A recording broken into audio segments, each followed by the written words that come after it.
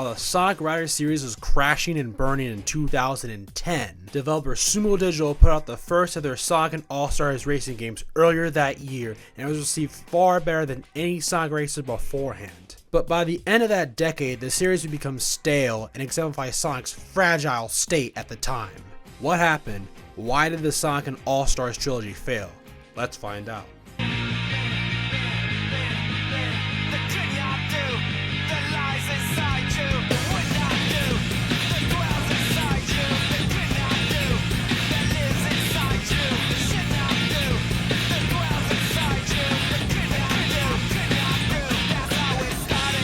All-Stars Trilogy first starts with Sonic and Sega All-Stars Racing. Developer Sumo Digital got to work on this game after the release of their previous Sega spin-off title, Sega Superstars Tennis, in 2008. The game's existence would be revealed at Summer of Sonic 2009 with a PS3 demo shown off and the game was released to the public on February 23, 2010 for PS3, Xbox 360, Wii, and DS, with ports later coming to PC, Mac, iOS, Arcade, Android, and the BlackBerry? They put on the BlackBerry but not the PSP.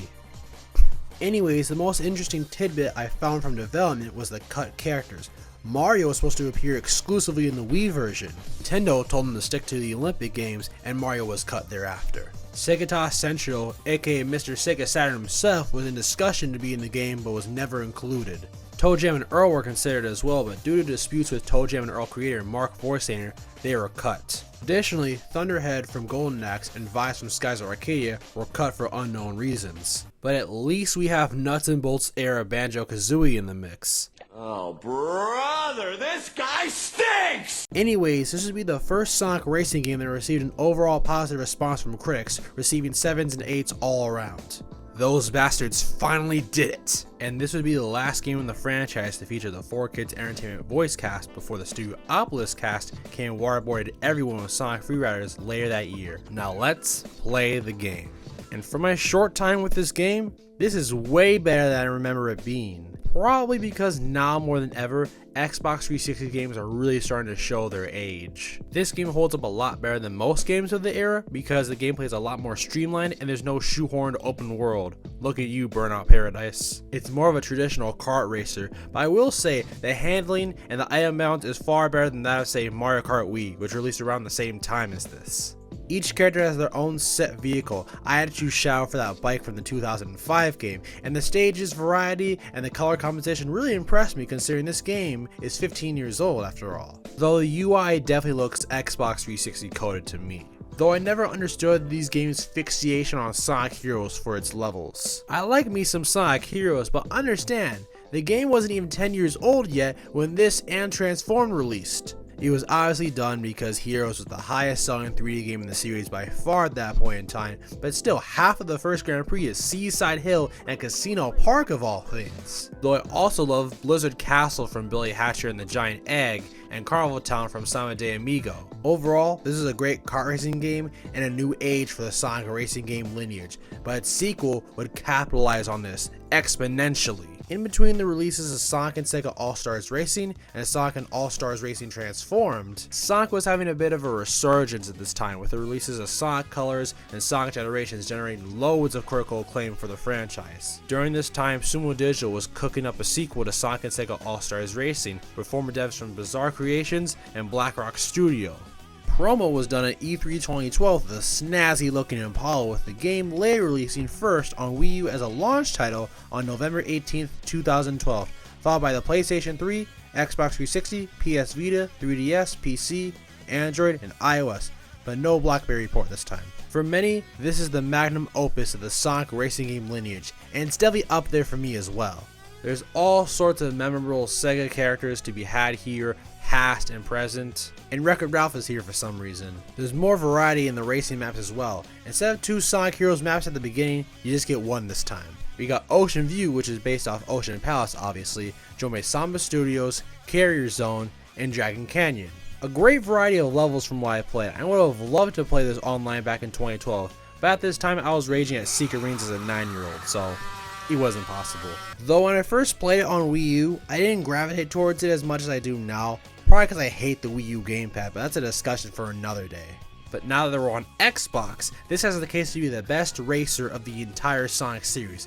I would still take the first Riders over this, but this has a strong case of being toe to toe with that. And it all goes downhill from here. I say this because Transform was the last Sonic game for the rest of the decade to review positively from critics and fans alike, excluding Sonic Mania, because that's Sonic Mania.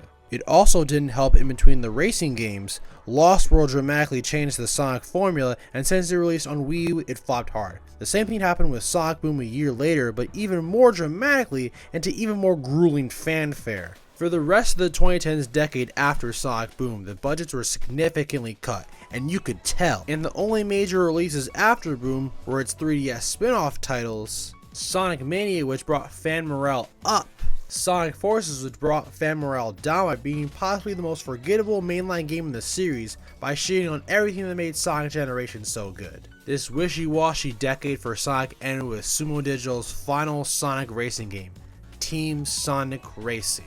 Remember all the cool Sega characters from the first two games? Well, throw them in the fucking garbage. They're not in this one. The only thing memorable about this game is the promo, and that's because I was a starving Sonic fan with nothing else to play in 2019. I like how people actually thought this would be a sequel to Sonic R because of the accented R in the trailers. And Jun Senoue is finally doing another Sonic soundtrack again, wholly new, not since Sonic and the Black Knight in 2009.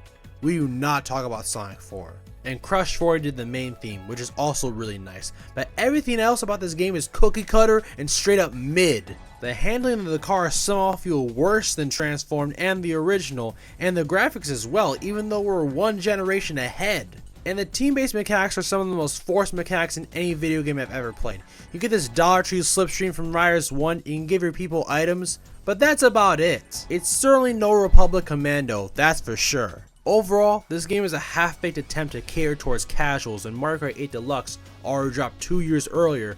Like, you were better building off the foundation from Transformed. The maps are the most generic pieces of shit you will ever see. The cutscenes are getting outpaced by the Rivals games on PSP, and they look so shit. If this didn't come out in 2019, I would have thought this shit was AI with how cheap it looks. This is possibly the most aggressively average racing game the series has ever produced. At least the Rivals games tried to be different.